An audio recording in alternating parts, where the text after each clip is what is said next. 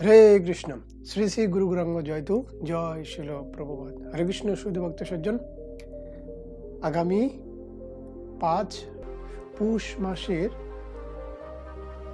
যে তিথিটি হয়, সেই তিথিটি হয় পুষ্যাভিষেক নামে পরিচিত।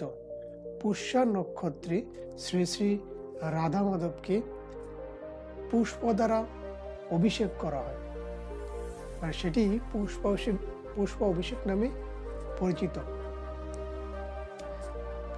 বৃন্দাবনে ব্রজ গোপিকারা তারা শ্রী শ্রী রাধা মাধবকে পুষ্প দ্বারা বৃষ্টি বর্ষণ করেছিল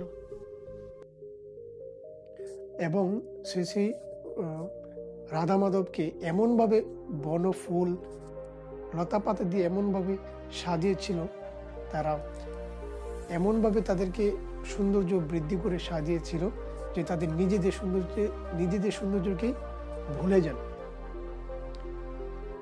এই পুষ্প অভিষেকটাও শুরু হয়েছিল শ্রী শ্রী পুরী ধামে দ্বাদশ তিথিতে। শ্রী শ্রী পুরী জগন্নাথে শ্রী মদন মোহনের পুষ্প অভিষেক তখন থেকেই শ্রী শ্রী রাধা মাধবকে কেন্দ্র করে পুষ্প অভিষেক করা হয়। ব্রজগোপীরা যখন রাসলীলায় অংশগ্রহণ করে তখন শ্রী শ্রী রাধা মাধবকে পুষ্প বৃষ্টি বর্ষণ করা হয়। কৃষ্ণ যখন কোনো অসুরকে বধ করতেন তখন তার বন্ধুরা তাকে পুষ্প বৃষ্টি বর্ষণ করতেন। যখন ভগবান শ্রীরামচন্দ্র অযোধ্যায় সীতা মাতাকে নিয়ে অযোধ্যায় ফিরে আসলেন, তখন সমস্ত অযোধ্যার নগরবাসীরা ভগবান শ্রীরামচন্দ্রকে পুষ্প বৃষ্টি করেছিলেন। মাতঙ্গ ঋষি মাতা শবরী প্রতিদিন ভগবান শ্রীরামচন্দ্র আজকে আসবেন বলে তিনি পুষ্প দ্বারা শোভাযাত্রা করেছিলেন। বছর পর বছর ভগবান শ্রীরামচন্দ্রের অপেক্ষায় তিনি পুষ্প শোভাযাত্রা করেছিলেন। তো সেই থেকে প্রতিনিয়ত ভক্তরা শ্রী শ্রী রাধা মাধবকে পুষ্প অভিষেক করে থাকেন ভগবানের সন্তুষ্টি বিধান করার জন্য। গোলক বৃন্দাবনের সমস্ত ব্রজ গোপিকারা সবাই ভগবান শ্রীকৃষ্ণের রাধা মাধবের তারা পুষ্প অভিষেক করে থাকেন। তাদের বিভিন্ন বন ফুল পালক দ্বারা ভগবানকে সজ্জিত করে থাকেন। তারা খাওয়া দাওয়া বলে নিজের